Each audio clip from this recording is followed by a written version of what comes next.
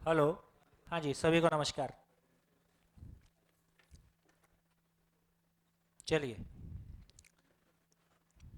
तो जितनी बातचीत हुई, यदि अब ये कहा जाए 3.5 दिन पूरा हुआ लगभग, तो पिछले 3.5 दिन में समाधान बराबर सुख के नाम पे आपको क्या मिला, एक बार बुलेट्स में लिखने की कोशिश करें। क्योंकि एक लेवल की क्लैरिटी हमारी हो गई, एक लेवल हमने पार किया ऐसा मान लीजिए। तो यहाँ तक जितनी चर्चा हुई शुरू से अभी तक लगभग 3.5 दिन, तो 3.5 दिन में यदि हम बार बार ये कह रहे हैं कि समाधान बराबर सुख, समाधान बराबर सुख, तो आप अपने में एक्सप्लोर करें कि मेरे को समाधान बराबर सुख के नाम पे क्या मिला। 1 2 3 4 ऐसा लिस्ट करने की कोशिश करें कि मेरे को क्या ऐसा मिला है जिसको सुनने से, सोचने से मेरे भाव और विचार में कोई परिवर्तन और मेरी जीवन शैली में कोई क्लैरिटी, कोई परिवर्तन आएगा जिससे मेरी ज़िंदगी आराम में आती। तो एक बार लिखने की कोशिश करें। हाँ जी, कितने लोग बोल सकते हैं कि हो गया? जो और लिखना चाहते हैं लिखते रहें। तो क्या करें, आपस में शेयर करोगे कि माइक से शेयर करो? आपस में करना चाहोगे? चलो, अपने पड़ोसी को शेयर करो।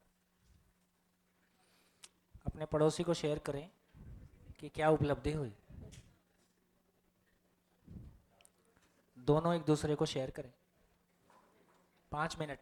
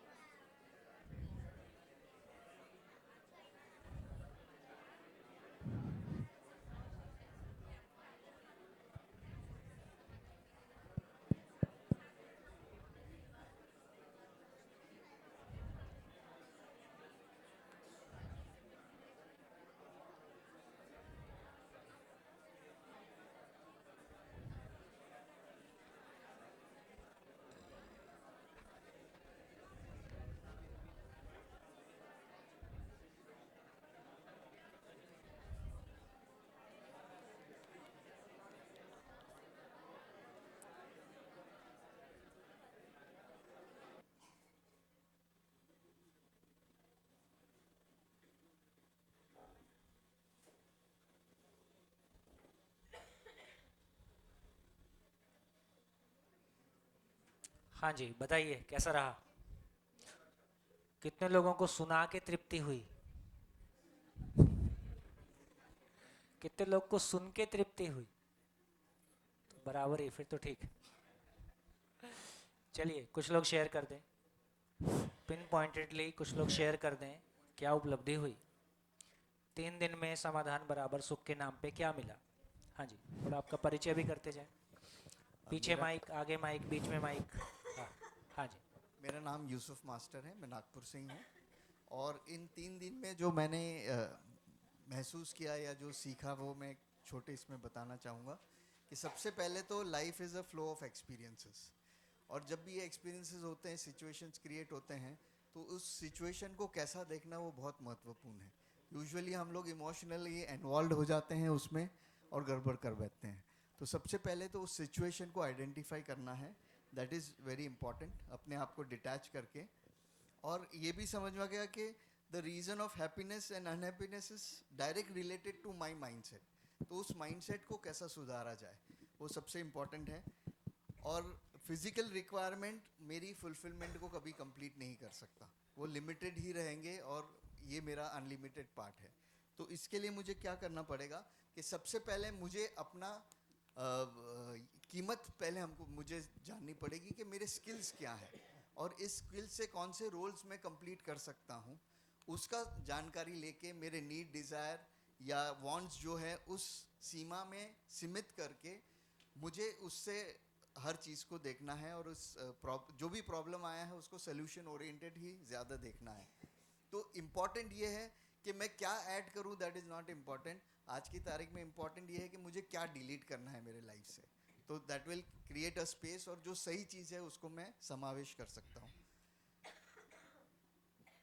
और इसी से अगर मैं अपना वर्थ क्रिएट कर रहा हूँ तो I can create a happy me, my happy family, a happy society and finally a happy universe. Thank you very much. बहुत बढ़िया, बहुत बढ़िया जी, स्वागत। बोलिए, आपका बोलना तो हमारे लिए आशीर्वाद है। बोलिए बोलिए। मैं प्रेम मल्होत्रा पूना से। जैसे मैं पहले भी कहा कि मैं यहाँ आया था विद ज़ीरो अपेक्षा, मुझे पता नहीं था मैं क्यों जा रहा हूँ। यहाँ आया अपने बेटे और बीवी के साथ 7 दिन मैं रहूँगा, ये सोच के मैं आया था।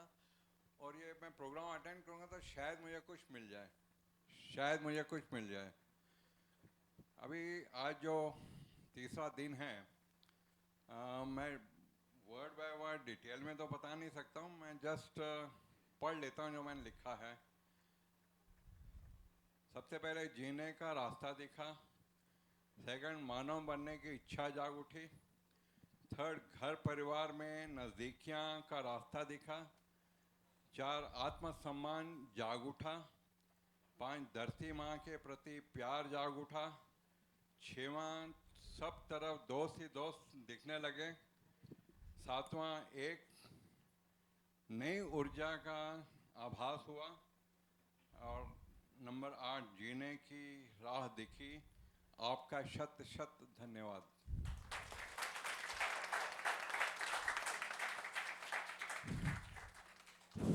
नमस्कार। हमें मदर और प्रकृति से जो प्राप्त हुआ है वो पर्याप्त से भी ज़्यादा है, ये एहसास हुआ है।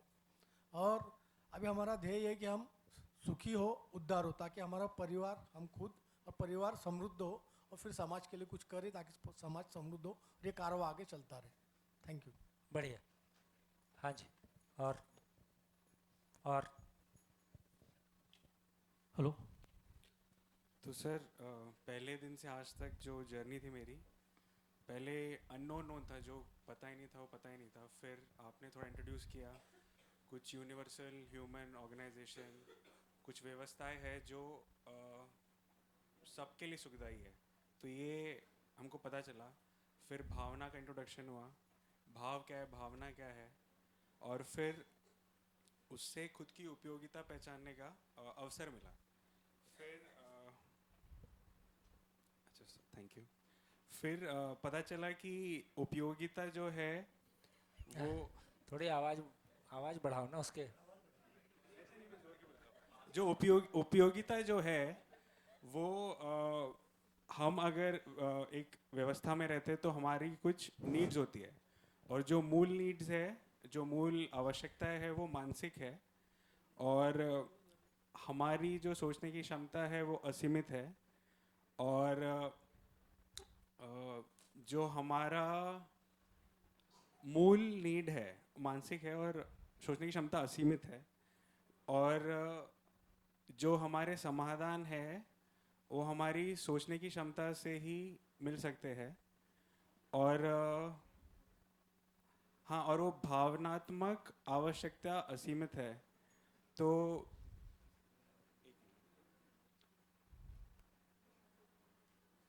हाँ, और हमारी समझने की क्षमता असीमित है। तो ये दोनों चीज़ असीमित असीमित है तो सब लोग सुखी रह सकते हैं, तो ये व्यवस्था बन सकती है। अभी तक इतना समझा है। बढ़िया। नमस्कार सर। सर, आपके शिविर से ये सबसे पहले समझ में आया कि स्वीकृति और स्वीकृति की जो थी वो बाइफरकेट होकर समझ में आई, और स्वीकृति और अस्वीकृति से सुख और दुख में के मायने समझ में आए। और हम इस ग्रह पे, इस गैलेक्सी के पृथ्वी नाम के ग्रह पे प्राणी रूप में आए थे उसमें मानव है, ये इसका एहसास हुआ। मानव इस ग्रह की उपयोगिता की क्या है इस ग्रह में, इसके लिए हमें आपको समझ में आया कि ये मानव रह के हम इस ग्रह के लिए क्या कर सकते हैं, वो एक समझ में आया। और घर परिवार और देश में हम कैसे ज्ञान और ये जो अनुभूति का जो प्रसार है करके समृद्ध बना सकते हैं और इसकी कितनी आवश्यकता है, ये हमें समझ में आया। सुख और दुख के मायने और उसका कारण वो समझ में आया, और समृद्धि प्राप्त करने के मार्ग वो भी समझ में आया। जी बढ़िया। और हाँ जी, हेलो, मेरा नाम संजय लश्कर है। मुझे जो लगा वो मैं बता रहा हूँ। मेरे में विश्वास जगा है। अभी मैं दूसरों से परेशान नहीं होता हूँ। मेरी उपयोगिता मुझे पता चल रही है। मुझे सुख और समाधान अभी थोड़ा क्या समझ आ रहा है, और मैं जिंदा हूँ और जी रहा हूँ, ये अभी अभी मैं समझ रहा हूँ उसको। सुविधा में सुख नहीं है और निरंतर सुख का पता चल रहा है, और प्रकृति के पूरक होना है, यह प्रयास करना है। बढ़िया। हाँ जी, बोलिए बोलिए। तो मेरे लिए ये दूसरा शिविर है और 2 साल से लगभग कोशिश जारी है, बट तो माइक ऊपर। मेरे लिए दूसरा इन पर्सन शिविर है apart from the online, and 2 साल से कोशिश जारी है ये समझने की, बट आज जाके थोड़ा और सेटल हुआ है कि मानव वाकई में एक बड़ी चीज़ है, और एक समाधानित मानव पूरी कायनात को बदल सकता है। ऐसे आउटरेजियस स्टेटमेंट है, बट मेरे को लग रहा है। नहीं नहीं, इसमें कोई शंका नहीं। और दूसरी, just hearing my father speak is like amazing. तो मेरे को आगे हमारी रिलेशनशिप कैसे रहेगी और हम किन चीज़ों के बारे में डिस्कस करेंगे, हमारा रिलेशनशिप कैसे इवॉल्व होगा। अभी भी मस्त में है, हम खूब ताश वाश खेलते हैं, खूब हंसते हैं, बट आगे शायद ताश के साथ साथ कुछ और अच्छा कार्यक्रम बनाने का भी चांसेस लग रहे हैं।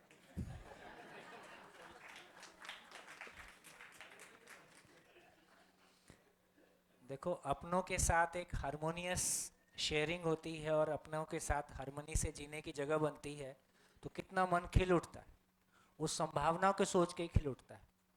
अभी हम एक परिवार में रहते जरूर हैं, लेकिन क्वालिटी नहीं है। किसी तरह से मैनेज कर रहे होते हैं, सामने वाले को बुरा मत लग जाए, वो खुश रहे, उससे ऐसी बात ना करें जो उसको बुरी लग जाए। तो बच बच के पतली गली से, है ना, कोई झंझट ना हो, या थोड़ा बहुत किसी बात पे खुश हो लिए, कुछ मन का खा लिए, कोई मन की पिक्चर देख लिए या कुछ और कर लिए। जिंदगी इतने से तृप्त नहीं हो रही। बहुत सारे परिवार हैं जिनमें कोई रोज झगड़ा होता है, ऐसी बात नहीं है, लेकिन जिंदगी की वो तृप्ति नहीं है जिस तृप्ति की हमको तलाश है। और वो जब अपने में नहीं है तो दूसरे में भी नहीं दिखाई देगी। और एक फैमिली यदि पूरी एक साथ इस जर्नी में शामिल होती है तो बिल्कुल बहुत आराम का काम हो जाता है। बिल्कुल हमको दिखने लगता है कि तो हो गया, जो पिछले 20 साल में नहीं घटा था वो 5 दिन में घट जाता है। बहुत बढ़िया, बहुत सुखद, और हमको बहुत अच्छा लगता है। जब भी परिवार जुड़ते हुए देखते हैं तो ऐसा लगता है पता नहीं क्या मिल गया। जी हाँ जी। हेलो, मैं समाधान ही सुख है, इसको जब मैं खोल के देखता हूँ इन डेप्थ, तो मैंने ऐसा समझा कि जो आज जो हम कर रहे हैं कि हम सुख बाहरी चीज़ों में जो ढूंढ रहे हैं, जैसे सामान से सम्मान और सुविधा से सुख जो है, तो हम परिवर्तनशील से निरंतर चीज़ की खोज कर रहे हैं जो हो नहीं सकता। तो इसमें जैसे फिर ध्यान गया कि जो भव है, हम वो परिवर्तनशील भव को पकड़े हुए हैं, तो निरंतर भव क्या है इसके तरफ ध्यान गया। बहुत और उसमें मैं ये समझा कि जैसे हर चीज़ एक व्यवस्था है प्रकृति में, और जैसे change is the only constant बोलते हैं, तो व्यवस्था ही एक चीज़ है जो कांस्टेंट है, जो निरंतर है। हाँ, ये चेंज कांस्टेंट है ऐसा नहीं है। कहीं कहीं वो चेंज होने वाली चीज है, उस परिवर्तनशीलता की निरंतरता है, कहीं वो निरंतर अपने में परिवर्तनशील नहीं है, उसकी अलग अलग चीजें हैं। अभी हम एक ही चीज को देख रहे हैं, हम एक व्यू पॉइंट से देख रहे हैं। एक व्यू पॉइंट से देख रहे हैं। तो वो मेरा जो पर्सपेक्टिव पीछे कोई फैन है क्या है, कट कट करके आवाज आ रही है, उसको बंद कर दो।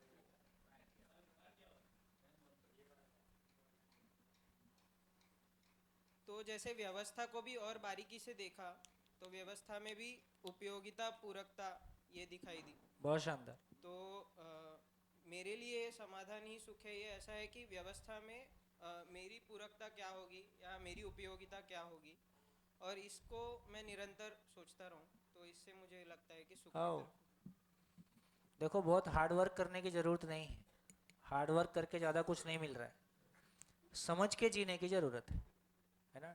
ये टाइम मैनेजमेंट वगैरह भी कुछ काम आता नहीं है ना। बहुत सारा हम बिना मतलब फंडा पे ले जा रहे हैं। जिंदगी का लक्ष्य का पता ही नहीं है, क्या चीज़ के लिए टाइम मैनेज करोगे। तो जब तक जिंदगी के लक्ष्य का पता नहीं है, जब तक जिंदगी का पता नहीं है, तब तक सारा श्रम, सारा हार्डवेयर, सारा मेहनत, सब कुछ ठीक है। दूसरों हमारा ज़्यादा पैसा कमा लिए, हम ज़्यादा थोड़े व्यवस्थित होते हैं, कोई थोड़ा कोई लोगों का नेचर भी होता है, कुछ लोग बाय नेचर थोड़ा सा बहुत व्यवस्थित चलना चाहते हैं, कुछ लोग बाय नेचर थोड़ा मूडी होते हैं, लेकिन दोनों ही अपनी अपनी जगह ठीक है। ये कोई बिल्कुल जो 4 बजे उठ ही जाता है यही कोई दुनिया का पहाड़ तोड़ेगा, ऐसा जरूरी नहीं है।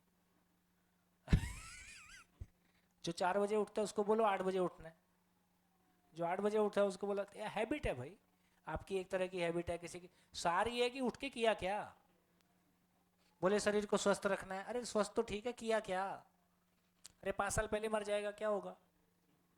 अच्छा है कुछ रिसोर्स बचेंगे दुनिया के, है ना। तो 5 साल ज़्यादा जी लिए, बहुत अच्छे से रह के, संयमी रह के, किया क्या ये बताओ। तो सार ये नहीं है कि 5 साल कम जिए, ज़्यादा जिए, थोड़े बीमार रहे, थोड़े स्वस्थ रहे, सब शरीर की अपनी अपनी प्रकृति भी है।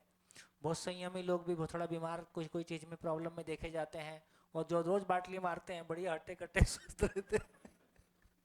तो इसका भी कोई बहुत ऐसा नहीं है, लेकिन वो ठीक है, किए क्या यार, निकला क्या ये बताओ।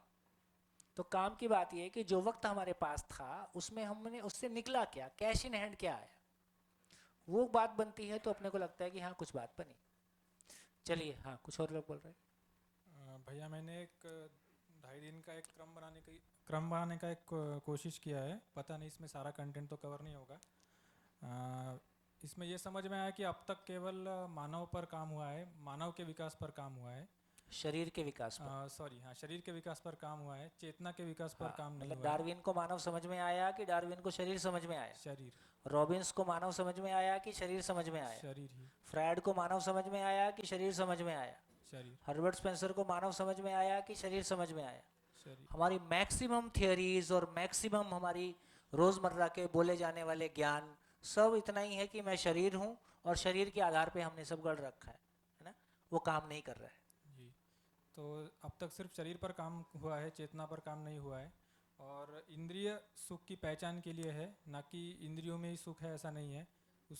तो ये एक पहला स्टेप है, ऐसा कह सकते हैं सुख की पहचान का। और सुख, असली सुख विश्वास में है, और स्वयं में विश्वास अगर आता है तो वो भाव और विचार की निरंतरता से आता है। और मेरे अगर स्वयं में विश्वास आता है तो परिवार में भी मल्टीप्लाई होगा वो, और उसी तरह से समाज में भी होगा। और व्यवस्था को सही से समझकर उसमें मेरा आचरण और मेरी उपयोगिता, पूरकता को पहचान कर उसमें भागीदार होना ही एक बेटरमेंट के लिए है। बढ़िया। हाँ जी, बताइए क्या करना है। अच्छा, 2 पॉइंट और बाकी। तो देखिए, ये आपने अच्छा कहा, तो इसको पूरा कर लेते हैं। तो अब ये समझ में आया कि मानव स्वयं की स्वयं के लिए उपयोगिता है कि मुझ में समझने की ताकत है, पूरी कायनात नियमपूर्ण है, और मैं समझता हूँ तो इसका नाम समाधान है। समझता हूँ तो मैं अपने आप में सुखी होता हूँ, है ना। धीरे धीरे ये और खुलता जाएगा अगले आने वाले दिनों में। मैं यदि समाधानित होता हूँ तो जिस प्रक्रिया से मैं समाधान को पाया हूँ तो मैं परिवार को भी उपलब्ध करा सकता हूँ। परिवार भी उपलब्ध होता है और वो दोनों रिबन कटते हैं तो हम परिवार में समृद्धि को पाते हैं। परिवार की आवश्यकता को पहली बार दूसरों से प्रभावित हुए बिना अपने परिवार की आवश्यकता को पहचानते हैं, और अपने में ये फील करते हैं कि जितनी हमारे पास है वो हमारी आवश्यकता से ज़्यादा है। कितना एम्पावरिंग है ये। नहीं, जो मुझे प्राप्त है यदि वो कम है, मैं ये पहचानता हूँ, तो कैसे और प्राप्त करेंगे उसके लिए योजना बना लेंगे। दूसरे से कंपैरिजन करके कुछ भी तय नहीं हो रहा है। बस हमारी जरूरत भी नहीं, जो लार टपकी रहती है ना, उसमें हमारा पूरा कॉन्फिडेंस लूज हुए रहता है। सार बात इतनी है कि यदि मेरा सुख मेरे पास है और मेरी आवश्यकता मेरे पास है, तो मेरे को आपसे क्या चाहिए? हमको दूसरे से कुछ नहीं चाहिए और हम मिलके फिर साथ में चल सकते हैं। तो पहली बार उपयोगिता पूरकता समझ में आता है। अभी मैं अपना काम निकालने के लिए आपकी तरफ देख रहा हूँ, आप अपना काम निकालने के लिए मेरे को देख रहे होते हो, इसमें कोई बात नहीं बनती, इसमें उपयोगिता पूरकता होती नहीं। तो यदि ये समझ में आता है तो मेरा परिवार शिकायत मुक्त अभाव मुक्त, जैसे कितने परिवार ये चाहते हैं कि हमारा परिवार शिकायत मुक्त अभाव मुक्त रहे या समाधान और समृद्धि के साथ रहे, सभी चाहते हैं, है ना। ऐसा मैं हो गया तो क्या करूंगा? जो जिसके पास है उसको बांटेगा। तो मैं ऐसा हो जाता हूं तो मैं दूसरे परिवार भी समाधानित हो जाएं, समृद्ध हो जाएं, ऐसा परिवार मल्टीप्लाई होने लगते हैं तो समाज में भय मुक्ति का वातावरण आने लगता है। हमको आदमी से भय नहीं लगता। तो भय मुक्त समाज की ओर हम आगे स्वयं स्फूर्त बढ़ने लगते हैं। उसके अलग से कोई योजना बनाना नहीं पड़ता है, बजट एलोकेट करना नहीं पड़ता है। यदि मानव में समाधान आ गया, है ना, यदि समाज में आने लगा तो आने वाली पीढ़ियों में भी आने लगता है। तो सभी मानव समाधानित हों, सभी परिवार समृद्ध हों, समाज भय से मुक्त हो और प्रकृति में सह अस्तित्व मतलब संतुलन, प्रकृति में सह अस्तित्व सुनिश्चित होने लगता है। तो प्रकृति में सह अस्तित्व का मतलब है सभी का उपयोगिता पूरकता के साथ में होना। तो इसका मतलब क्या समझ में आया? हमारे इसी का नाम है मानव लक्ष्य। तो हमारे पैदा होने के पहले से हमारी मूल चाहत पहले से रखी हुई है, उसमें हमारा आपका कोई योगदान है नहीं, हम उसको मिटा सकते नहीं। केवल एक ही तरीका हमारे पास है कि जो मूल चाहत हम सबके पास है ही है, उसको पाने के लिए क्या किया जाए। तो उसको पाने के लिए क्या किया जाए? तो उसको पाने के लिए मानव लक्ष्य को साकार किया जाए। मानव लक्ष्य साकार होता है, मानव लक्ष्य साकार होता है तो समाधान होने से मानव सुखी होता है। परिवार में समाधान और समृद्धि आने से परिवार में शांति आती है। समाज भय से मुक्त होता है तो सभी परिवारों की सभी इच्छाएं पूरी होंगी, तो समाज में संतोष आता है और सहअस्तित्व पूर्वक जीते हैं तो सभी आनंद पूर्वक जी सकें, इसके लिए रास्ता दिखाई देता है। यही सुख शांति संतोष और आनंद है ना। तो क्या क्लैरिटी बन गई? मानव लक्ष्य क्या है? मानव में समाधान हो जाए, परिवार में समृद्धि हो जाए, समाज भय से मुक्त हो जाए, प्रकृति में सह अस्तित्व सुनिश्चित हो जाए, है ना। यही मानव लक्ष्य है। तो समाधान, समृद्धि, अभय और सह अस्तित्व, मानव में समाधान, परिवार में समाधान का मैनिफेस्टेशन परिवार में समृद्धि के स्वरूप में है। समाधान का ही मैनिफेस्टेशन समाज में अभयता के रूप में है, भयमुक्त होने के अर्थ में है। और समाधान का मैनिफेस्टेशन ही सभी इकाइयों में उपयोगिता पूरकता के साथ में होना सहअस्तित्व के स्वरूप में है। तो मानव का समाधान ही चारों तरफ फैल रहा है। वही समाधान ही जैसे हम सिंपल सी बात करें, ओवर ईटिंग क्यों होती है? ओवर ईटिंग क्यों होती है? तो जीवन को उस निरंतर सुख की तलाश है, मैं उसको खाने के साथ जोड़ देता हूं तो खाने में ओवर ईटिंग हो जाती है। तो बेसिकली मुझको सुख की तलाश है। तो देखो जितनी भी सारी बातें अब हमारे ध्यान में आएगा, गड़बड़ कहाँ पे हो रही है? तो गड़बड़ ये हो रही है कि मानव है और मानव में निरंतर सुख उसकी मूल चाहत है। इसमें हम और आप कुछ नहीं कर सकते। भ्रमवश मैंने मान लिया कि इंद्रियों में निरंतर सुख है, इसका नाम काम है। ब्रह्मवश मैंने मान लिया किसी व्यक्ति विशेष के साथ जी के सुखी हो जाऊंगा, ऐसा भ्रम पाल लिया, इसका नाम मोह है। किसी वस्तु के साथ जी के सुखी हो जाऊंगा, भौतिक वस्तु के साथ जी के सुखी हो जाऊंगा, ऐसा मोह पाल लिया, निरंतर सुख पा जाऊंगा, इसका नाम लोभ है, और तीनों में मार खाता हूं, इसका नाम क्रोध है। ऐसी मान्यता के साथ जीता हूं, इसका नाम मद है। जो मेरे बीच में आएगा उसको निपटा दूंगा, इसका नाम मात्सर्य है। इतनी ही कहानी, बस। काम, क्रोध, लोभ, मद, मद मात्सर्य। तो बेसिकली मामला इतना है। इन तीन को सम्मोहनात्मक आवेश बोलते हैं, हिप्नोटाइजिंग आवेश बोलते हैं। ये हमको हिप्नोटाइज करते हैं, है ना, सुख का आकर्षण पैदा करते हैं, सुख जैसा भासता है। ये बाद के तीन को विध्वंसात्मक बोलते हैं, ये हमारा या दूसरे का नाश करते हैं फाइनली। तो कुल मिला के इनको 6 आवेश के रूप में कहा गया। सारे आवेश का इतना ही मतलब है कि सुख मेरी तलाश है, मैं गलत जगह दरवाजा खटखटा रहा हूं, है ना। इसके लिए इसका सूत्र भी है, जिसमें सुख की निरंतरता नहीं है उसी में सुख पाने का प्रयासी बंधन है।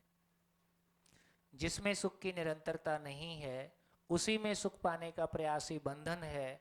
जिसका सुख स्वभाव है उसका अनुभव ही मोक्ष है। जिसका सुख स्वभाव है, किसका? मेरा। तो मैं अपने आप को कंप्लीटली पहचान लेता हूं, एंड टू एंड पहचान लेता हूं, है ना, तो इसका अनुभव ही मोक्ष है, वही सुख की निरंतरता है। तो सार बात इतनी है कि चाहत है तो इस निरंतर सुख की चाहत को पूरा करने के लिए मानव लक्ष्य को साकार करना होगा। तो हमारे पैदा होने के पहले से तय है कि हम उस निरंतर सुख को कैसे पाएंगे। तो मानव लक्ष्य को समझना और मानव लक्ष्य को साकार करने की योग्यता को पाना, यही शिक्षा का एकमात्र लक्ष्य है। 20 साल और क्या चीज के लिए लगा रहे? तो 20 साल में क्या पढ़ा जाए, क्या समझा जाए कि जिंदगी में कोई शिविर करने की जरूरत ना पड़े। ये प्रौढ़ शिक्षा कार्यक्रम कब तक चलेगा, है ना।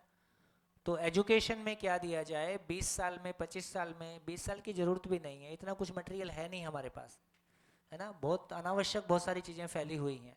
जब समझने में मन नहीं लगता है या समझने का चीज कंटेंट हमारे पास नहीं है, तो हमको हमारी ज्ञान क्या चीज है ये भी हमारी अभी बहुत क्लैरिटी नहीं है। कभी हमने इंफॉर्मेशन को ज्ञान माना है, कभी हमने एनालिसिस को ज्ञान माना है, कभी हमने स्किल को ज्ञान माना है। तो ये ज्ञान नहीं है, या कहना चाहें तो 2 भाग में कह सकते हैं। एक भाग वो है जो जिंदा रहने का ज्ञान है, दूसरा भाग वो है जो जीने का ज्ञान है। तो जिंदा रहने का ज्ञान हमने बहुत पा लिया, ओवरफ्लो हो गया है ना। जीने का ज्ञान की बात करेंगे तो जीने का ज्ञान की बात करेंगे तो मानव लक्ष्य का मतलब है मानव में मानव समाधानित हो जाए, सभी परिवार समाधान समृद्धि को पा जाएं, समाज भय से मुक्त हो जाए, प्रकृति में संतुलन सुनिश्चित हो जाए, मानव में समाधान आ गया, इससे मानव सुखी होता है। परिवार में समाधान समृद्धि आ गया, इससे परिवार में शांति आती है। सभी परिवार समाधान समृद्धि के साथ जीने लगे, इससे संतोष आता है ना। और फाइनली सभी ऐसा पूरी प्रकृति में सभी इकाइयाँ उपयोगिता पूरकता के साथ जी पाएं, यही मेरे आनंदित होने का प्रमाण है, यही मेरे आनंद की अभिव्यक्ति है। ऐसा हम चीज़ों को देख सकते हैं। तो इस सारी चर्चा में मैंने जो कहने की कोशिश की है वो ये कि मूल चाहत भी पहले से निश्चित है, मूल चाहत को पूरा करने का तरीका भी एग्जिस्टेंस में पहले से तय है, केवल उसको समझना है और पूरा करना है। इतना ही काम हमारे पास है। काम, लोभ, काम, मोह और लोभ इंद्रियों से है। ओहो, आवेश समझते हैं कि नहीं? समझते हैं ना। काम का मतलब है कि मैं सेक्स से सुखी होऊंगा। अच्छा अच्छा, कैटेगरी। ओहो ओहो, मैं सोच रहा था यार इतना भी क्या, मैं आप तो बहुत पहले से ज्ञानी दिख रहे हो। सम्मोहनात्मक आवेश, सम्मोहन, हिप्नोटाइजिंग। लोभ मोह काम हमको हिप्नोटाइज करता है, हमको सुख जैसा भासता है। उसकी औकात नहीं है कि वो सुख की निरंतरता दे सके।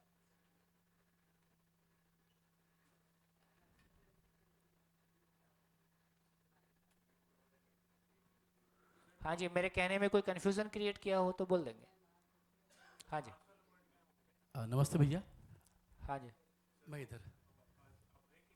सह अस्तित्व, को एग्जिस्टेंस, सह अस्तित्व मतलब को एग्जिस्टेंस। हाँ जी।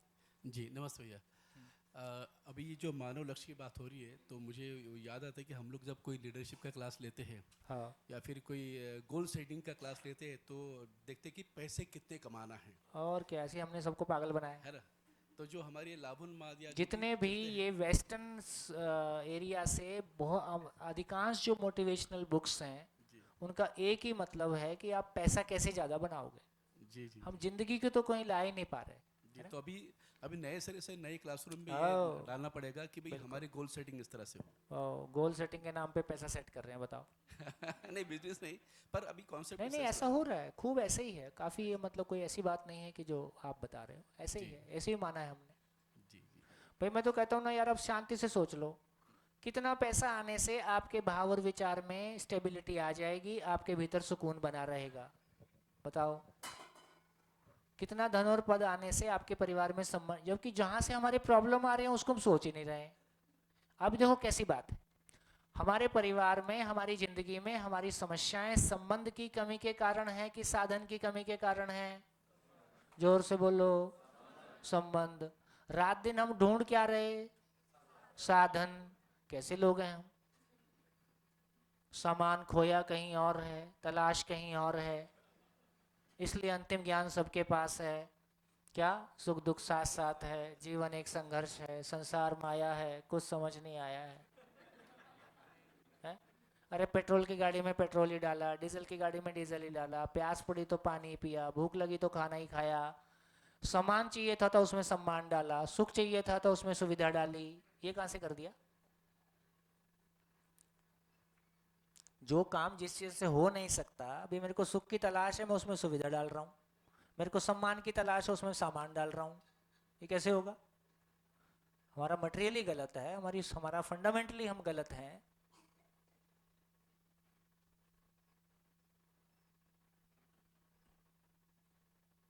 तो इसलिए बोलता हूं, देश में बोलने वाले को बोलने का पैसा मिलता है, सुनने वाले को सुनने का पैसा मिलता है, दोनों का पैसा हटा दो, फिर जो बचेगा वो ठीक है। तमाम धर्म, तमाम कोच, तमाम ये मोटिवेशनल स्पीकर्स, तमाम ये दुनिया है ना, सबका इनका पैसा हटा दो, उसके बाद जो बचेगा वो ठीक है। हाँ जी, और बोलिए, कैसा रहा? बढ़िया? आगे चलो। चलो, तो हमने एक पड़ाव पार किया। थोड़ी सी बात आज शुरू कर देते हैं, बाकी फिर कल करेंगे। शाम को गोष्ठियों में बढ़िया से बैठिए, खूब अच्छे से जितना शेयर करेंगे। देखिए सूत्र ये है कि सुना हुआ सुनाने के काम आता है, समझा हुआ जीने के काम आता है। तो पहले आप जिएंगे कि पहले सुनाएंगे ही? पहले सुनाना ही होता है ना। इसलिए ये दूसरे को परेशान करने की जरूरत नहीं है, तुम बोलते तो हो जीते नहीं हो। अरे बोलता तो अच्छी बात है, बोलने में गाली देता तो क्या करते? कम से कम बोलने में अच्छी बात बोल रहा है, आज बोल रहा है, कल जिएगा भी।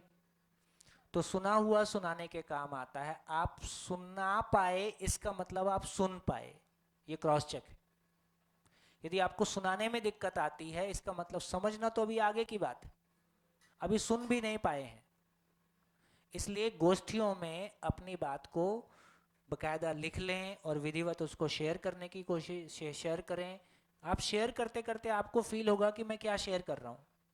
जैसे शुरू के 2 दिन आप किससे कहानियां सुनाते हो गोष्ठी में, मेरे को पता है आप टू दी पॉइंट बात कर ही नहीं पाते हो, क्योंकि टू दी पॉइंट बात करने की अभी योग्यता नहीं बनी है।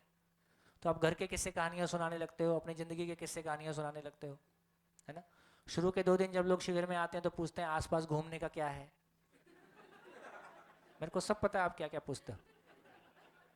खाने का क्या मिलेगा आसपास, क्योंकि हमारी दुनिया उतनी ही है, खाना पीने मिल जाए, घूमने मिल जाए, इसी का नाम जिंदगी है। जिंदगी ना मिलेगी दोबारा, है ना, इतना ही मिलता है उसमें।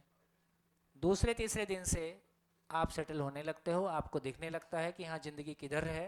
तो फिर आप बहुत फोकस्ड बात करते हो, फिर आपका मोबाइल टाइम कम हो जाता है, आपका फालतू चीज़ें कम हो जाती हैं और आप जिंदगी के नज़दीक आते हो। तो आज तीसरा दिन है, तीसरा तो है, हाँ तीसरा, आज तीसरा दिन है। तो अब शांति से बढ़िया से लगिए और अच्छे से काम करेंगे। चलिए आगे बढ़ता हूँ। तो देखिए अभी तक हमने जितनी चर्चा की उससे जो सार बात निकल के आई, क्या निकल के आया? निकल के ये आया कि मानव अपने आप में दो चीजों का साथ साथ होना है। बेटा ये वाला बोर्ड साफ करवाओ, भैया ये साफ कर दो एक बार। देखो इससे सूत्र क्या निकले, इससे 4 सूत्र निकले जो आ गए हैं, मैं फिर से रिपीट कर देता हूं। एक सूत्र ये निकला कि सुविधा से सुख नहीं निकला। कितने लोग हाथ उठा के बोल सकते हैं कि हम अपने अधिकार, मेरे बोलने से पहले ही हाथ उठा रहे हो? अब क्या पता मैं क्या बोलने वाला हूं।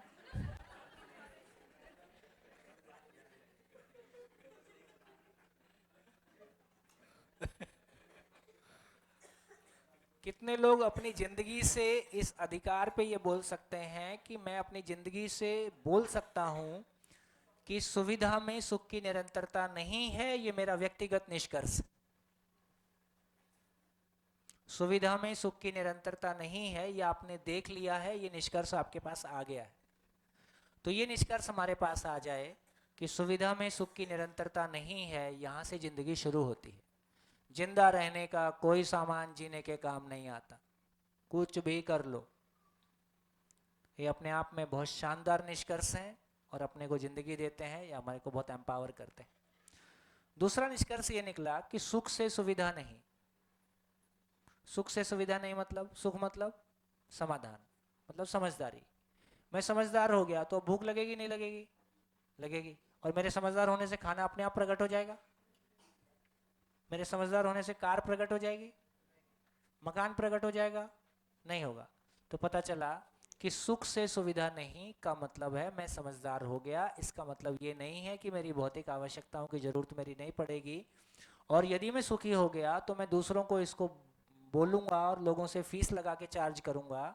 यदि आपको सही अर्थों में कोई ज्ञान हुआ है तो ज्ञान का इतना ही मतलब है कि अपनेपन का विस्तार हुआ है।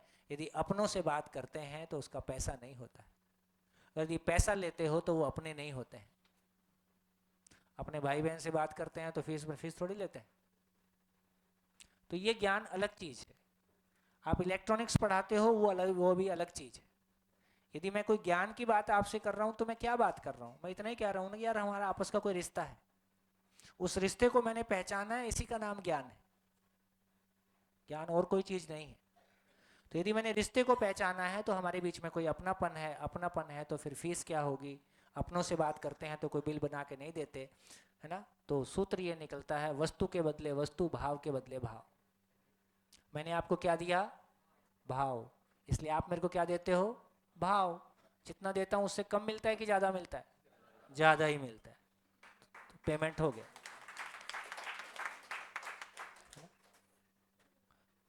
लोग पैसा कमाते हैं, हम आदमी कमाते हैं।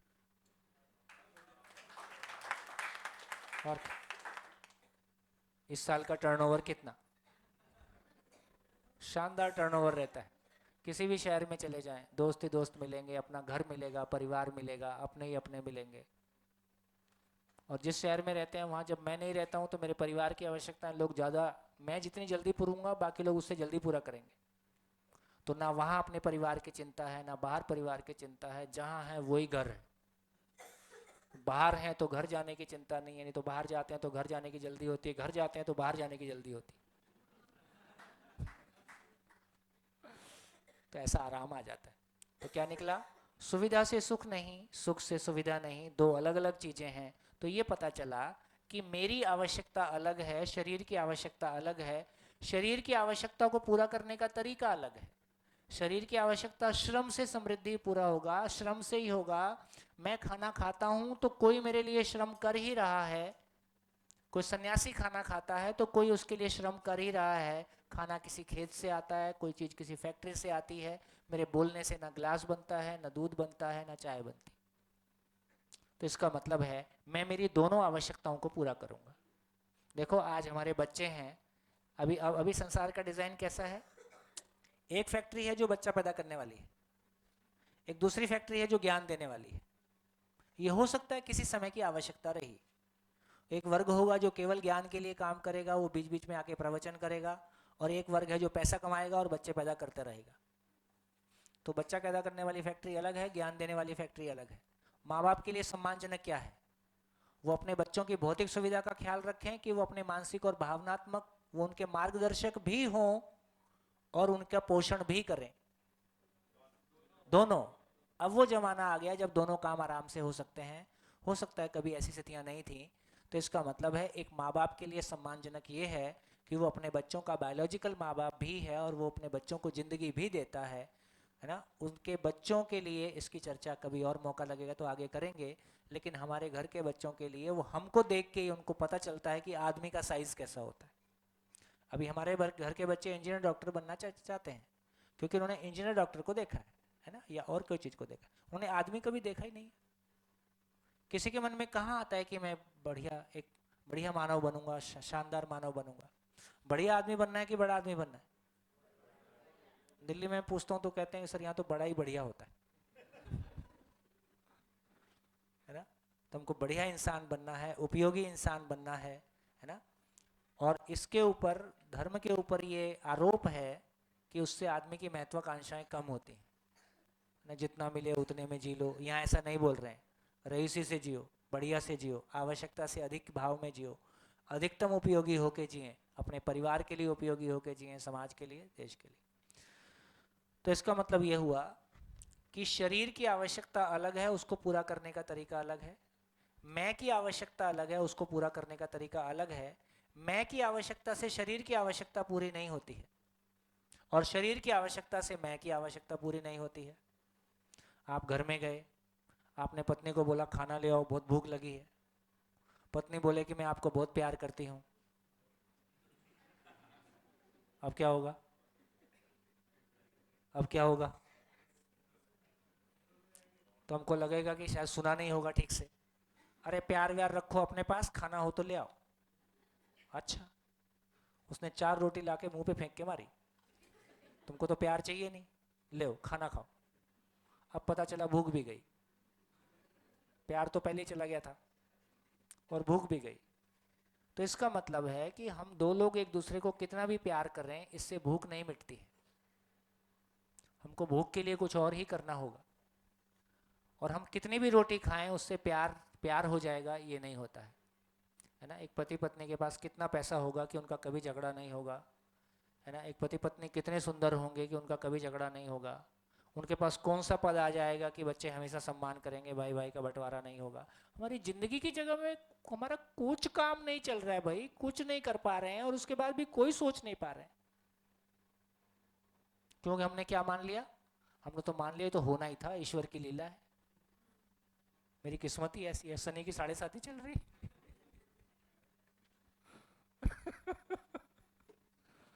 बहुत मुश्किल।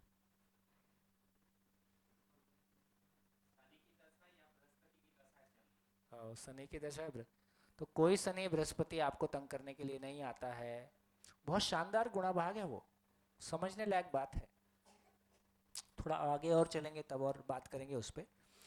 चलिए, तो अब इतना समझ में आ गया। तो मानव, इसका मतलब ये हो गया, यदि शरीर की आवश्यकता से मैं की आवश्यकता पूरी नहीं होती है, इसका मतलब मैं एक अलग एंटिटी है। यदि शरीर की आवश्यकता से मैं की आवश्यकता पूरी नहीं होती, मैं की आवश्यकता से शरीर की आवश्यकता पूरी नहीं होती, इसका मतलब ये दो अलग अलग एंटिटी है। ये बात पहुंच रही? कोई कंफ्यूजन? दो अलग अलग एंटिटी हैं और हम दो अलग अलग एंटिटी को नहीं पहचान पा रहे हैं। हम केवल ये मान के चल रहे हैं कि शरीर ही होता है और शरीर ही सब कुछ, शरीर के साथ हम चल रहे हैं। तो यहाँ से एक बड़ा शिफ्ट ये आया कि मानव की जब हम बात कर रहे हैं तो मैं और शरीर दो अलग अलग वास्तविकताएं हैं।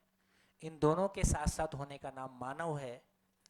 थोड़ा सा मैं को और समझने की कोशिश करते हैं। शरीर के बारे में तो हमारा पहले से काफ़ी ठीक ठाक ज्ञान है, थोड़ा मैं को समझने की कोशिश करते हैं। तो देखिए, अब कुछ बातें करते हैं जिसमें कि हमको लॉजिकली समझ में आने लगे कि हाँ यार, ये शरीर और मैं दो चीज़ें अलग अलग हैं। जैसे पेन दिख रहा है? आंख से पेन दिखता है? दिख रहा है ना? आंख से पेन दिख रहा है? आंख से पेन दिखता है? अरे हाँ ना, कुछ तो बोलो। पेन आंख से दिखता है कि नहीं दिखता है? दिखता है तो हाथ उठाओ।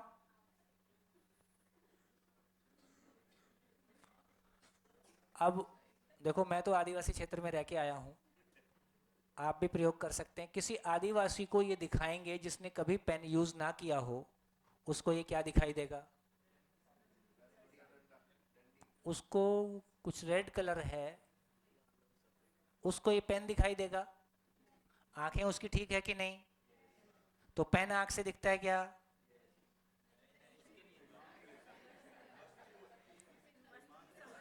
है? है? हाँ, तो मेरे को ये पेन दिखता है क्योंकि इसकी क्रिया की मेरे पास समझ है। मेरे को ये पेन दिखाई देता है तो ये आंख से दिखाई दिया कि समझ से दिखाई दिया? तो एक बात तो ये समझ में आ गई कि आंख से कुछ भी दिखाई नहीं देता। हाँ, मैं गलत नहीं कह रहा हूं। देखो देखो देखो देखो, एक मरे हुए आदमी की आंख में कितना भी पुतली फाड़ फाड़ के पेन दिखाओ, दिखेगा? नहीं दिख रहा है। उसी की आंख निकाल के जिंदा आदमी में लगा दो, अब उसमें पेन दिख रहा है? दिख रहा है। इसका मतलब आंख तो ठीक थी, आंख तो सही थी, देखने वाला गायब था। तो देखने वाला मैं गायब है तो सही आंख से भी पेन दिखाई नहीं दे रहा है। आपको ये एग्जांपल थोड़ा सा ऐसा लग रहा होगा, और दूसरा एग्जांपल दे देता हूं। हाँ, उसको दिखेगा, उसको बढ़िया दिखता है, आपसे बढ़िया दिखाई देगा। अभी करते हैं, रुक जाओ रुक जाओ रुक जाओ रुक जाओ।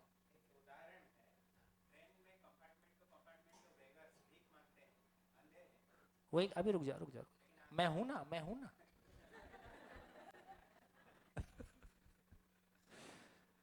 अब दूसरा एग्जांपल, आपकी तो आंखें ठीक ठाक हैं, आप घर से एक कमरे से दूसरे कमरे में कोई सामान खोजने जाते, और जाते जाते बीच में भूल गए लेने क्या आया था, तब क्या होता है? आप वहीं सामान ढूंढने गए, आपकी आंख खुली थी, उसका चित्र रेटिना के ऊपर बना था, लेकिन आप ये भूल गए कि लेने क्या आया था। तो आपको कुछ समझ में नहीं आता है और कुछ दिखाई नहीं देता है, और वापस लौट के आ जाते हैं। और लौट के फिर दूसरे कमरे में आए तो यार कैंची लेने गया था, फिर जाके देखा तो कैंची वहीं थी जहां थी, और वो मैं पहले भी देख के आया था। इसका मतलब आंख पे उसका चित्र बना था, लेकिन क्यों दिखाई नहीं दिया? क्योंकि देखने वाला गायब था, देखने वाले को पता नहीं चला कि क्या देखना है। इसका मतलब जब किसी को नहीं दिखता है तो क्या बोलते हैं? आंख फाड़ के देखो कि ध्यान से देखो? ध्यान से देखो। इसका मतलब आंख से दिखाई दिया कि ध्यान से दिखाई दिया? वही बात है। बचपन में माँ बाप के डर के मारे किताब खोल के बैठ जाते थे, याद है? कुछ दिखता था? कितने एग्जाम्पल बताऊं, अब आप कैसे समझोगे बताओ? इसका मतलब है आंख केवल लेंस है, बायोलॉजिकल लेंस है। आंख खराब होती है तो दूसरा लेंस ही लगाते हैं। तो सेंस का मतलब आंख में सेंस नहीं है, वो सेंस उसके पीछे कोई चीज देख रही है। आंख में कितना भी आप मॉल जाते हो, सामने जितना सामान है रेटिना पे सबका चित्र बनता होगा कि नहीं? और भी ठहर जाओ, अभी जितना चित्र मैं यहां बैठा हूं, मेरी आंख में सारा चित्र बन रहा है कि नहीं? मैकेनिकली वो चित्र बन ही रहा है क्योंकि सामने है। लेकिन क्या दिखता है? जो मैं देखना चाहता हूं वो दिखता है कि जो सामने है वो दिखता है? जो मैं देखना चाहता हूं वो दिखता है, जबकि चित्र सारे बन रहे हैं। इसका मतलब है जो मेरी प्रायोरिटी है वो दिखता है। इसी हॉल में एक आर्किटेक्ट आएगा तो उसको क्या दिखाई देगा? जो हमको नहीं दिखाई दे रहा है वो उसको दिखाई देगा। इसी हॉल में एक डिजाइन इंजीनियर आएगा तो उसको पिलर के अंदर के सरिये दिखाई देंगे, जो हमको आपको दिखाई नहीं दे रहे। इसका मतलब है आदमी देखता है तो अपनी चेतना से देखता है, आंख से नहीं देखता है। आंख नहीं भी होगी तो भी दिखाई देता है। कैसे कैसे कैसे? सोचा ही नहीं है ना। मैं छू के देखता हूं, इसका मतलब छूने से भी दिखाई देता है। मैं चख के देखता हूं, पी के दे। हाँ हाँ हाँ।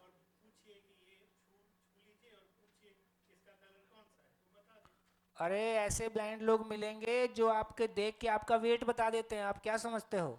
कलर वलर तो ये अलग अलग एक्सपीरियंस की चीज है। तो मैं ये कहना चाहता हूँ कि कलर नहीं भी दिखाई देगा, कलर देख के कर भी क्या लोगे? तो सार बात इतनी है, देखो मैं छू के देखता हूँ, मैं चख के देखता हूँ, पी के देखता हूँ, सूंघ के देखता हूँ, चल के देखता हूँ, बोल के देखता हूँ, है ना, और देख लूंगा और दिखा दूंगा। इसका मतलब देखने का मतलब क्या है? देखने का मतलब क्या है? समझना। समझना तो कौन समझता है? आंख समझती है कि मैं समझता हूं? यहां सबकी आंखें ठीक हैं। सबको एक समान समझेंगे कि अलग अलग समझेंगे?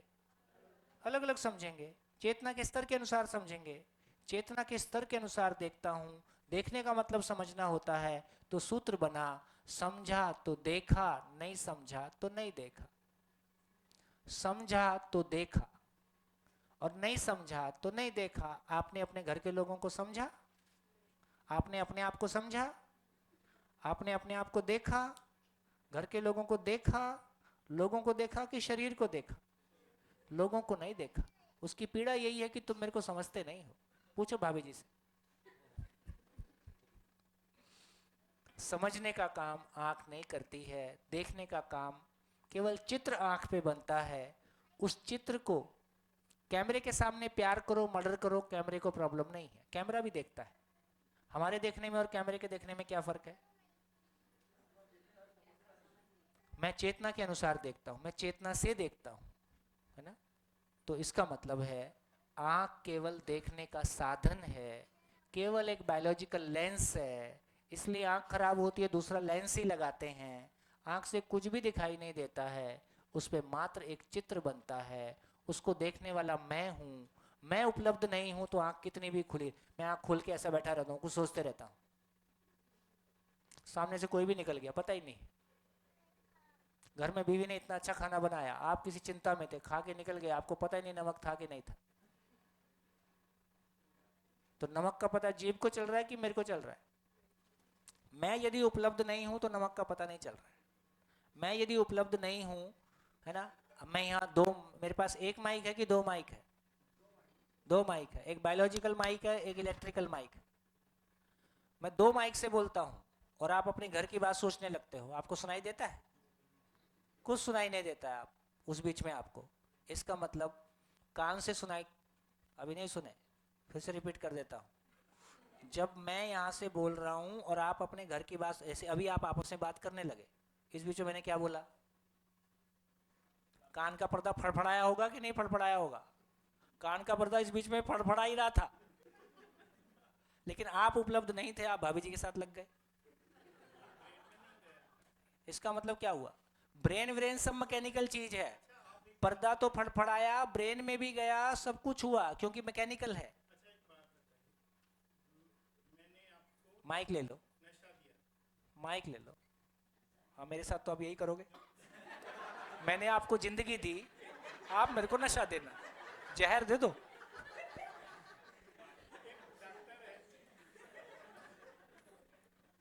डॉक्टर है, उसने आपको नशा दिया। अच्छा, आपने डॉक्टर से दिलवाया? मैंने नहीं दिया।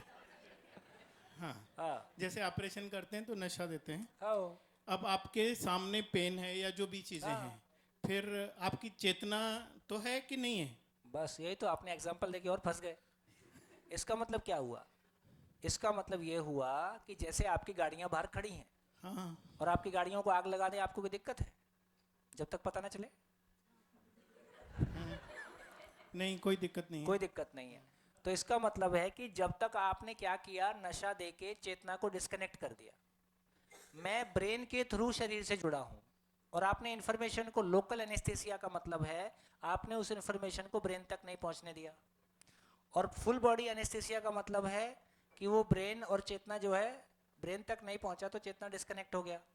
मैं जो भी कुछ ले रहा हूं ब्रेन से ले रहा हूं और ब्रेन तक इंफॉर्मेशन आ नहीं रही है। तो मेरे सामने ऑपरेशन करके लोकल एनेस्थेसिया में मेरी टांग के छोटे छोटे टुकड़े काट के ले जाओ, मेरे को दर्द के रूप में कोई दिक्कत नहीं।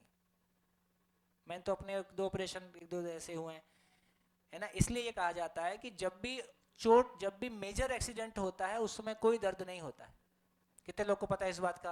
जब भी मेजर एक्सीडेंट होता है उस समय कोई दर्द नहीं होता है, क्योंकि उस समय आप तो बात कर रहे होते हो, बीच में टांग टूट जाती है। जब मैं वहां आऊंगा तब पता चलेगा, उसके पहले टांग काट के ले जाओ, अपने क्या दिक्कत है, मैं तो हुई नहीं शरीर। तो जब मैं शरीर के पास हूं तभी मुझको उसका पता चलेगा। इसका मतलब यही है कि लोकल एनेस्थीसिया या फुल एनेस्थीसिया का मतलब इतना ही है कि मेरे को पता ही नहीं चल रहा है, तो इसलिए मेरे को दिक्कत भी नहीं है। लेकिन एक कंक्लूजन ये भी निकलता है कि आंख से इंफॉर्मेशन जा रही है लेकिन ब्रेन उसको इंटरप्रेट नहीं कर पा रहा है। वो तो इसमें तीसरी चीज चेतना कहाँ से आई? वो ठीक है, उसको समझ लेंगे, उसको समझ लेंगे, ऐसी जल्दी भी क्या है। देखो मेरे को इसमें क्या परेशानी है, आप इसको ब्रेन मान लो, ब्रेन मान के आप भाभी जी के साथ ठीक से जी लो, बात खत्म हो गई। और यदि नहीं जिया जाए तो शिविर कर लो। इसका मतलब ये होगा अब हमारी मान्यताएं और थियरीज नहीं चलेंगी। ऐसे ही हमने धर्म पढ़ पढ़ के सब पे हावी हुए, ऐसे ही हम विज्ञान पढ़ पढ़ के, सूचना ही तो है, उस सूचना का हमको भी कितना पता है, किसी ने अब तक हमको बताया ऐसा होता है, ऐसा होता है, उसको जी जाओ, तो क्या दिक्कत है भाई। मैं ब्रेन ही चलाता है, अपने क्या दिक्कत। और पहलवानों के बारे में तो और भी कुछ बोलते हैं, बोले घुटना ही चलाता है, कुछ बोलते हैं ना, कुछ लोग का दिमाग घुटने में ही होता है। तो घुटना चलाए, ब्रेन चलाए, अपने को दोनों में क्या दिक्कत है। मैं भय से मुक्त होना चाहता हूँ, मैं निसुख की निरंतरता चाहता हूँ, मेरे संबंध में तृप्ति की निरंतरता चाहता हूँ, समाज भय से मुक्त हो जाए और प्रकृति में संतुलन हो जाए। ऐसा ब्रेन से हो जाए तो मेरे को क्या दिक्कत है, और ना होता हो तो सच्चाई को समझने में क्या दिक्कत है। कोई अब प्रमाण बोलेगा, कोई दिक्कत नहीं है ना। हाँ। ऐसी बात हम कर सकते हैं, आगे की बात करते हैं। तो देखो इसका मतलब ये हुआ, इसका मतलब ये हुआ, इसका मतलब ये हुआ। तो अब एक बात समझ में आया कि बेसिकली अभी तो यहाँ तक तो हम पहुँच गए कि आँख से कुछ भी दिखाई नहीं दे रहा है। यदि वो ध्यान देने वाली चीज जो भी है, कहते हैं ना ध्यान से देखो, ध्यान से खाओ, ध्यान से चलो, ध्यान से सुनो, यदि सुनने वाला उपलब्ध नहीं है तो पर्दा फड़फड़ाता रहे, अपने को कुछ पता नहीं चल रहा है। तो यहाँ पे एक ध्यान हमारा चला गया कि बेसिकली इंद्रियों में जो कुछ भी हो रहा है ना, जैसे मैं कहूँ कि बिना मुंह के बोलना और बिना कान के सुनना, क्या ये पॉसिबल है? नहीं। और आप ज्यादातर करते यही हो। कैसे? हाँ जी नमस्कार। आप अपने साथ बात करते हो, हाँ। सुनाई देता है कि नहीं? सुनाई नहीं देता। सुनाई देता है, हाँ। बिल्कुल सुनाई देता है। बाहर नगाड़ा बजता रहे, मुंह की आवाज दब जाएगी, अंदर की आवाज नहीं दबती है, वो सुनाई देता है। और आप जवाब भी देते हो, इसका मतलब सुनाई भी देता है। तो मुंह का उपयोग कब करता हूं? जब दूसरे को सुनाना है। कान का उपयोग कब करता हूं? जब दूसरे को सुनना है। जब खुद ही को सुनना है और खुद ही को सुनाना है, तब ना मुंह की जरूरत है ना कान की जरूरत है। इसलिए मुंह भी एक बायोलॉजिकल माइक ही है जो आवाज को बढ़ा देता है, या कान भी एक रिसेप्टर है। लेकिन मैं तो बिना कान के सुनता हूँ, मैं तो बिना मुंह के बोलता हूँ, है ना। और इसका मतलब ये हुआ कि देखने वाला तो मैं ही हूँ। नहीं, इसमें एक बड़ी प्रॉब्लम है। हाँ। जो बचपन से हाँ बहरे होते हैं, गूंगे होते हैं, हाँ। तो अभी हम जैसे लैंग्वेज यूज करते करते हाँ। जब मैं सोचता हूँ तो इवन मैं वर्ड्स के टर्म्स में सोचता हूँ। मैं बैठ के बात करूँ चलेगा ना? हाँ कोई दिक्कत नहीं, कोई दिक्कत नहीं। तो आप बोलेंगे तो मैं खड़ा भी हो जाऊंगा। नहीं, ऐसी मेरी क्या परेशानी। आपके खड़े होने से कौन सा समझ बदल जाएगी। Thank you. तो जैसे वो बचपन से अगर बहरा है, कोई सुन नहीं पाता है, तो हाँ। हमारी जो लैंग्वेज की समझ है, हाँ। जब हम सोचते हैं, इवन जो आप बोलते हो अपने आप से बात करते हैं, तो वो हम वर्ड्स में बात करते हैं। हाँ। अब उसके पास तो वर्ड्स ही नहीं आते कभी। कोई नहीं, वो फीलिंग्स में बात करता है। हाँ, तो वो अच्छा, हम भी वर्ड्स को फीलिंग में ही बदलते हैं। तो वो उतनी डेप्थ से, क्योंकि वर्ड्स के हो बगैर सकता है डेप्थ उसकी और ज्यादा हो जाए, इसका ये प्रमाण अभी नहीं है। तो इसका मतलब ये हुआ, ये डेप्थ किसकी होती है, ये डेप्थ क्या चीज होती है। नहीं, मतलब जो आप बोल रहे हो ना कि अपने आप से बात करते हाँ। हैं, वो अपने आप से भी बात नहीं कर पाता, ऐसा बिल्कुल नहीं है, ऐसा बिल्कुल नहीं है। क्योंकि ऐसा वर्ड्स तो है ही नहीं ना उसके पास। वही तो बात है, वही तो बात है, वही तो बात है। एक बच्चा जिसके पास अभी वर्ड्स नहीं है, वो अपने सुख दुख को महसूस करता है कि नहीं? वो किसकी गोदी में जाना है, किसकी गोदी में नहीं जाना है तय करता है कि नहीं? वो विश्वास को पहचानता है कि नहीं? वो खाने को पहचानता है कि नहीं? उसके पास शब्द नहीं है अभी, कितने महीने तक बच्चे के पास शब्द नहीं है? लगभग बच्चा कितने समय में बोलना शुरू करता है? 13 महीने, 1 साल, 2 महीने, सवा महीना। सवा महीने तक बच्चे के पास शब्द नहीं है, भाषा नहीं है, सब कुछ बात करता है कि नहीं करता है? आप वो पूरा रिस्पॉन्ड करता है, यहाँ नहीं करता है, गर्भ में करता है। माँ के साथ बच्चा बात करता है गर्भ में, गर्भ में। आप तो माँ बने नहीं बना, बन भी नहीं सकते, है ना? तो इसका मतलब ये हुआ, जब माँ गर्भ में बच्चे से बात करती है, बच्चा उसकी बात को रिस्पॉन्ड करता है और माँ को पता चलता है इसने रिस्पॉन्ड किया। कितनी माएँ बोल सकती हैं इस बात को? ये देखो हाथ कितने खड़े हैं।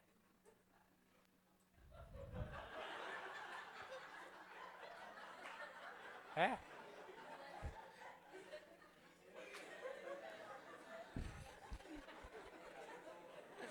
क्या हो गया? किसी पुरुष ने हाथ उठा दिया होगा, ऐसा सोच रहे होगे? ओहो, आप उस लड़कों ने किसी लड़के ने हाथ उठा दिया होगा। अरे तो आप नहीं समझ रहे हो, वो किसी शरीर यात्रा में स्त्री शरीर चलाया होगा, आपको क्या पता?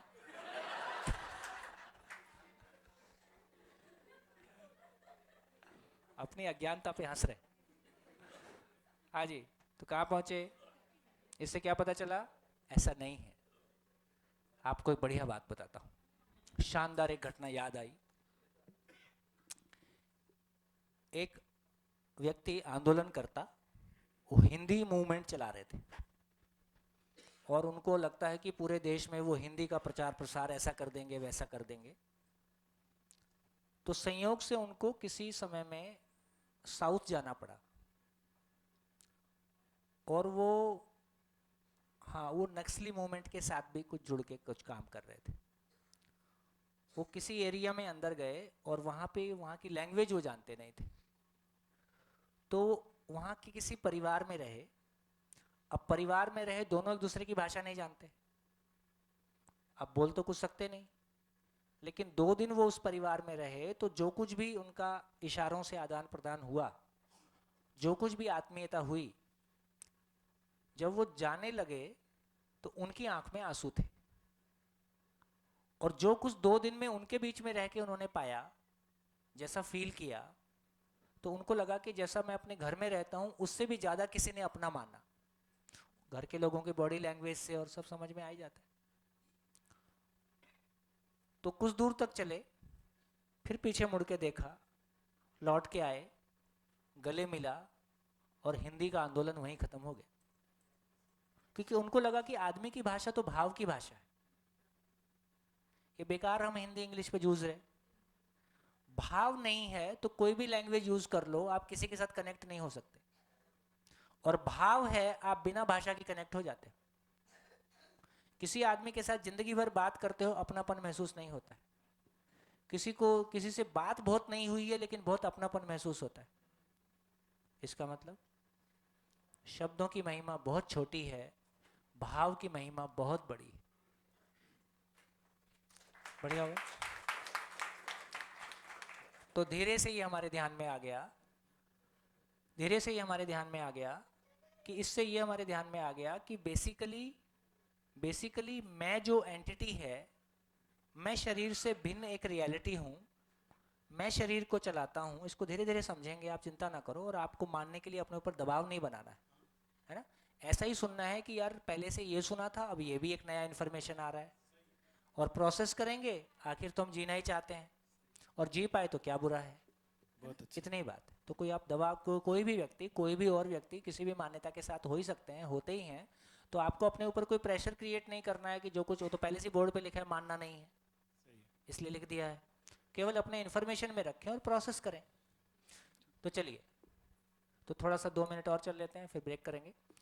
तो इसका मतलब ये हुआ कि मैंने ये देखा कि 5 इंद्रियां, जैसे विश्वास आपको कौन सी इंद्रिय से समझ में आता है?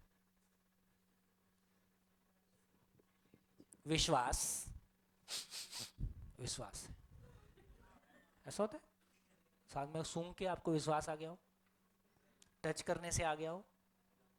तो 5 इंद्रियों में से कोई भी इंद्रिय विश्वास को नहीं पहचानती है। जबकि हमारे जीने का सबसे बड़ा आधार विश्वास है।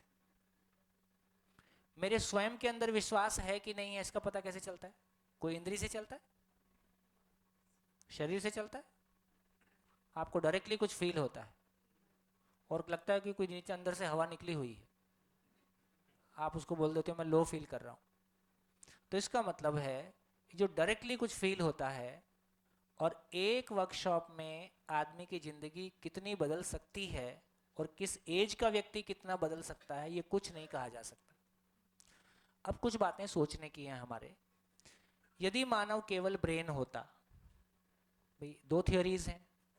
एक थियोरी ये है कि ब्रेन शरीर को चलाता है, और इसमें कोई शंका भी नहीं है कि ब्रेन ही शरीर को चलाता है, इसमें कोई शंका नहीं। लेकिन ब्रेन को कोई और चीज गवर्न करता है कि नहीं करता है, इस पे शंका है। तो साइंस में हम ये मानते हैं, हम ये पढ़ते हैं कि ब्रेन शरीर को चलाता है और कुछ होता नहीं। दूसरी तरफ विश्व के सभी धर्मों में एक समानता है। विश्व के सभी धर्म इस बात को मानते हैं कि शरीर को चलाने वाली कोई चीज शरीर के बियॉन्ड है। उसको लोगों ने अलग अलग नाम दिए हैं। किसी ने आत्मा कहा, मन कहा, किसी ने एनर्जी कहा, किसी ने स्पिरिट कहा, किसी ने रूह कहा, किसी ने कुछ और कहा, है ना। नाम कुछ भी हो सकता है, नाम तो हमारे आपके दिए हुए हैं। मूल बात ये समझना है कि सच्चाई कोई है कि नहीं है। उस सच्चाई को समझने के लिए कुछ अपने लॉजिक एक्सटेंड करते हैं। देखो, अब ये भी समझ में आता है कि ब्रेन क्या है, कोशिकाओं से बनी हुई चीज है। तो इधर हमारा साइंस ये कहता है कि जड़ से चेतना प्रकट होती है। भाव क्या है? केमिकल लोचा है। भाव क्या है? केमिकल लोचा है। उधर अध्यात्म ये कहता है कि चेतना से जड़ पैदा होता है, चेतना से जड़ की उत्पत्ति होती है। वो रेफरेंस अलग है, हो सकता है किसी के पास होगा, नहीं होगा। जड़ मतलब मटेरियल, एटम। जड़ मतलब एटम।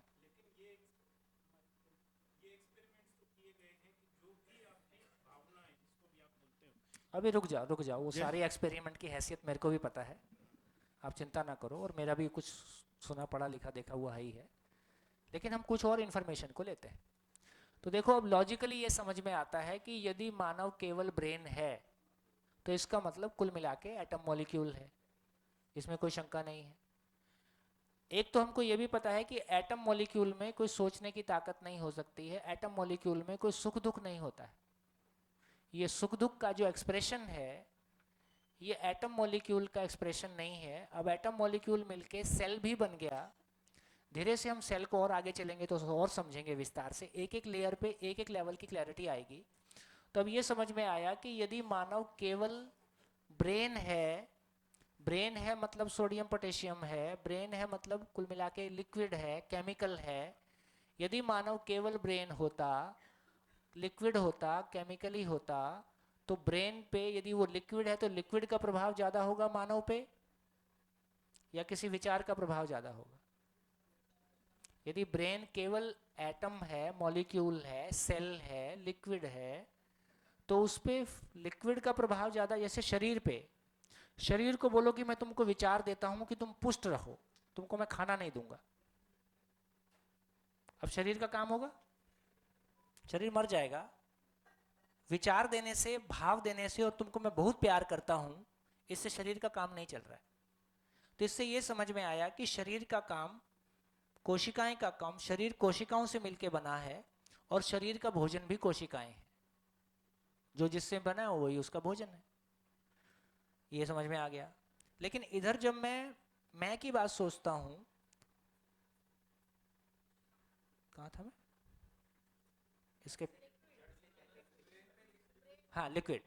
तो इसका मतलब ये है, अब यदि ब्रेन केवल लिक्विड होता, यदि मानव केवल ब्रेन होता, तो लिक्विड का असर, किसी केमिकल का असर, क्योंकि वो केमिकल ही है, तो केमिकल पे केमिकल का असर ज्यादा होना चाहिए, नेचुरल बात है। जैसे आप मेरे पे या किसी पे भी एक्सपेरिमेंट करके अगर वो ब्रेन के अंदर केमिकल चेंजेस करते हैं तो हमें लगेगा सुख मिल रहा है, वो वैसे चेंजेस।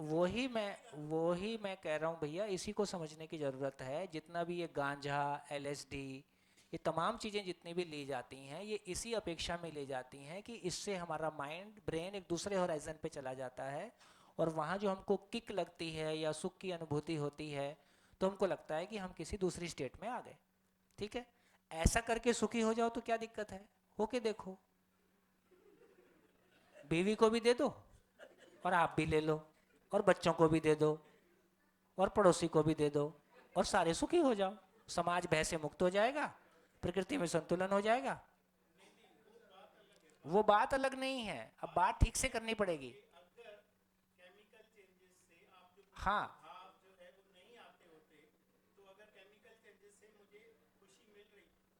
वो अरे रुक जाओ भैया, रुक जाओ, देखो रुक जाओ, इतनी जल्दी नहीं है। हाँ जी, पूरी सभा एक साथ।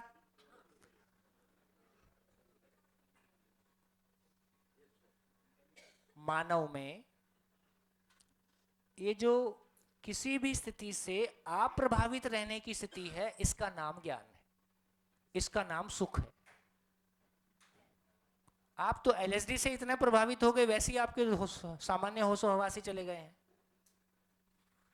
देखो पंजाब के केसेस यहां तक हैं जहां नशा बहुत ज्यादा हुआ और आदमी नशे की लत में, भाई ने बहन के साथ गलती की, सुबह उठ के दोनों ने सुसाइड किया। और ये एग्जाम्पल एक नहीं है, अनेक है। तो हम नशे को, ये बात ठीक है कि ब्रेन चूंकि केमिकल है, वो केमिकल से प्रभावित होता है। जिन लोगों के किसी मिनरल डेफिशिएंसी के कारण सोडियम पोटेशियम की कमी हो गई है, उनका बिहेवियर एबनॉर्मल होता हुआ देखा जाता है।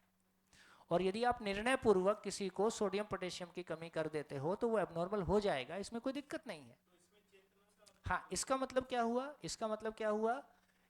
क्या हुआ कि बेसिकली मैं हूं, यदि मेरा आपने इंस्ट्रूमेंट ही गड़बड़ कर दिया, अब मैं भी उसमें क्या, मैं बोल सकता हूं, मैं एकदम सटीक बोलूंगा क्या बोलना है। अब गला ही खराब हो गया है तो मेरा व्यक्त होने का साधन ही गड़बड़ हो गया है। अब साधन से खर्र खर्र आ रही है, आवाज तो आ ही नहीं रही।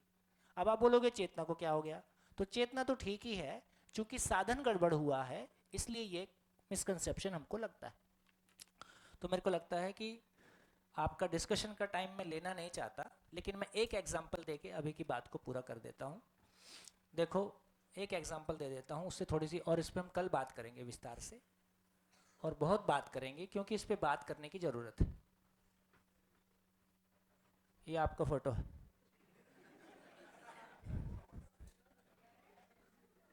ठीक लग रहा है?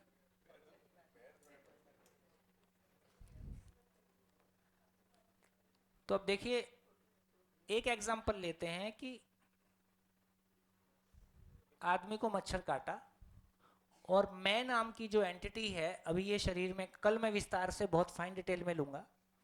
और जब हम हायर लेवल पे जाते हैं तो और इसके एंड टू एंड आप कितना भी क्वेश्चन पूछिए, आपको एंड टू एंड क्वेश्चंस का आंसर मिलेगा।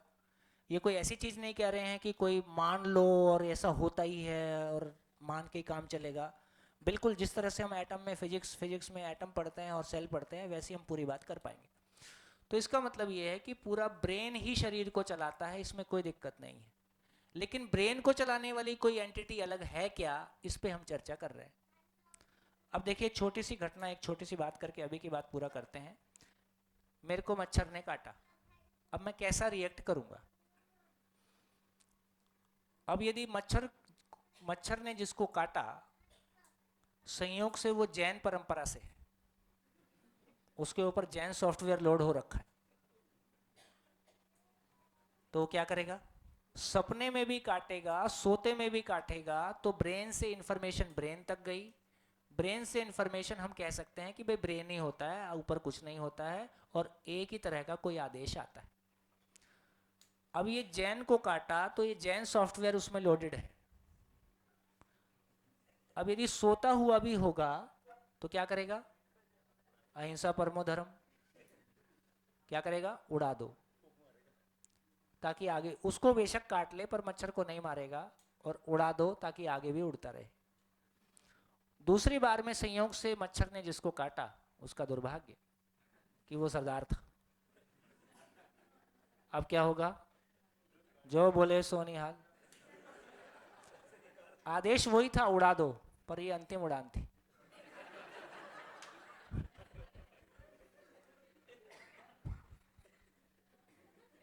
अब सोचना ये है कि ये जैन सॉफ्टवेयर और सिख सॉफ्टवेयर सरदार सॉफ्टवेयर, अब ये ब्रेन में लोड होता है, ये ब्रेन, अब यही समझना है, देखो धीरे धीरे धीरे धीरे बात करेंगे, अब यही समझना है कि ये सॉफ्टवेयर कहाँ पे रहता है।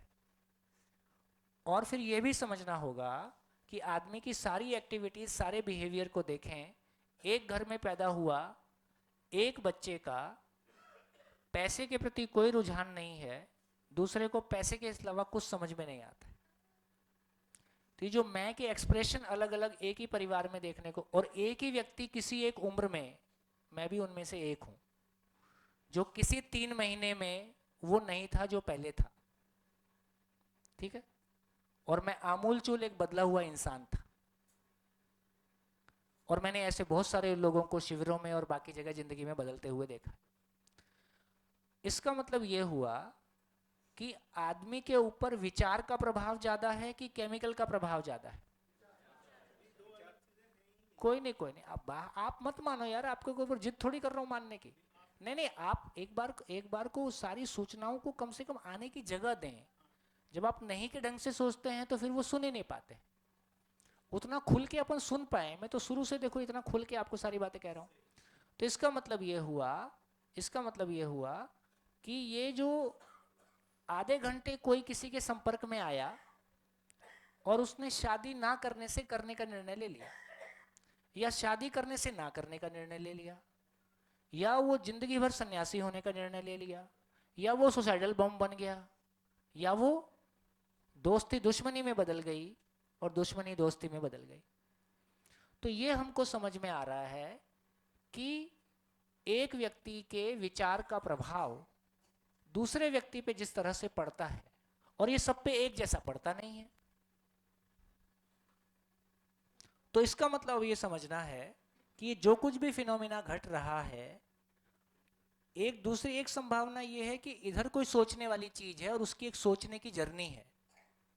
हमारी सारी जिंदगी की जर्नी का एक ही मतलब है कि हम निष्कर्ष लेते हैं, और ये निष्कर्ष हमारे साथ जिंदगी भर बने रहते हैं।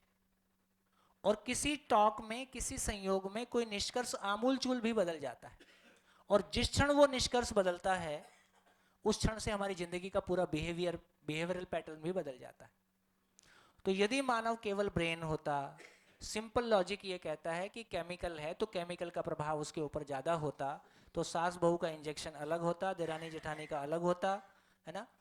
आदमी के ऊपर केमिकल का प्रभाव ज्यादा रहा होता, उसके सारे समाधान हम केमिकली निकालते। जबकि हम मानव की काउंसलिंग करते हैं, इसका मतलब है उसकी बात सुनते हैं, उसकी बात में कोई लॉजिक देते हैं, ये सामने वाला लॉजिकली किसी बात को एक्सेप्ट कर लेता है ना। तो ये जो पूरा घटना घट रहा है, इसको हम और बहुत सारी चीजों से देखेंगे। तो केवल अभी इसको कंसिडरेशन में बनाए रखिए कि अभी तक हम ये मानते ही रहे हैं कि ब्रेन शरीर को चलाता है। ऐसा मान के हम कहाँ जिंदगी में कैसा जी पा रहे हैं, क्या क्वालिटी है हमारी, वो हमारे सामने है ना। फिर दूसरी बात हमें देखेंगे, यदि इस तरह का बात कल इसको और एक्सटेंड करेंगे और ये इस पे हमारी क्लैरिटी बनती है, तो हमारी ज़िंदगी में क्या चेंज आ सकता है और इसको हम कितना लॉजिकली लेके जा सकते हैं, उस पर हम बात करेंगे। खुलापन बनाए रखिए, कोई चीज़ मानने के लिए तो कहा नहीं रहा, आपकी कोई चीज़ छिन नहीं जाएगी, तो केवल हम सुने और आराम से धीरे आगे चलें। मेरे को रोकना पड़ रहा है क्योंकि ये टाइम आगे बढ़ रहा है। तो आज की चर्चा हमारी यहीं पे रुकते हैं, है ना। तो मैं और शरीर दो अलग अलग रियलिटी है, हमने देखा दोनों की आवश्यकताएं अलग हैं, है ना। दोनों यदि बाय द वे एक ही होते तो एक से दूसरे की आवश्यकता पूरी हो ही जाती, ब्रेन को अलग से कुछ करने, ये इतनी चर्चा करने की जरूरत क्या थी, है ना, वैसे ही काम चल जाता। खैर ठीक है, इस पे हम आगे और बनेंगे। खूब धन्यवाद, नमस्कार, फिर मिलेंगे कल सुबह ब्रेक के बाद।